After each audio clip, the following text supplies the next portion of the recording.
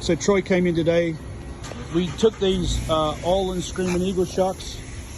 He was complaining that they were riding rough. We revalved them. And we also put our cartridges up in the front.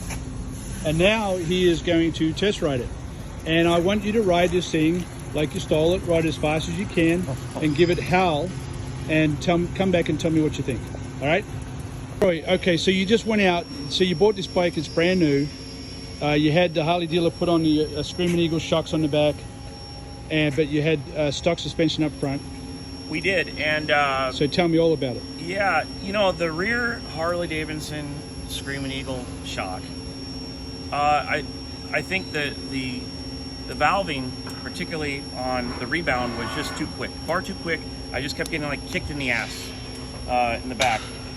The front, I mean, where do you want to start? It was a disaster, you know, from beginning to end. It just there's no hold up. It wanted to rebound the energy as fast as it could do. It was trash. So we got the 32 millimeter cartridge kit. The Big Bear Performance. The Big Bear Performance. Not Ohlins. Kevin tuned them, and also we revalved the shim stack in the back on the Screaming Eagle. The Screaming Eagle. Yeah.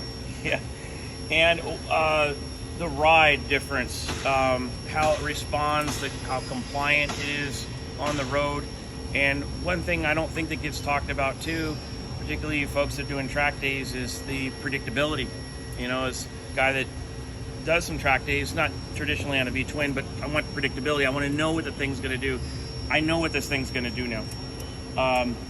Another thing I don't think is talked about from these rides is the braking, the performance on the braking, the hold up in the front, under the braking. It's amazing. There's no more fork dive. I'm not blowing through the stroke. It is just right where you want it to be. I can't believe it. I mean, for a stock brake system with the stock OE Master and the thing on a dry surface, I'm stopping probably a third quicker in the distance than I would be. Yeah. That's just, we didn't even touch the brakes. Well, now you can actually use some big rotors and Brembo calipers, monoblocks, on this bike, because it is an 800-pound bike. And but just a shout out to the engineers at Harley Davidson and Screaming Eagle, because they do phenomenal work on these bikes, believe it or not. The only thing that screws up the engineers at Harley Davidson is the accounting department, nobody else. Yeah, absolutely. But yeah, again, it tracks well. The feel, there's a lot of positive feel. I don't have any vagueness or numbness. It feels sharp, like it's woken up. Put together and planted. Yeah, it's amazing when you get control of the valving, what it can do. Right? So good job as usual. I mean, thank you. I appreciate fantastic work.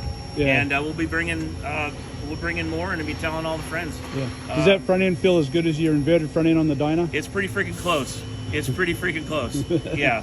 Different. Well, you got TTX in the. I got Dyna. TTX and you know, completely different animal. I mean, different chassis, different frame. You know, it's a different deal. But I tell you what a night and day difference. Yeah.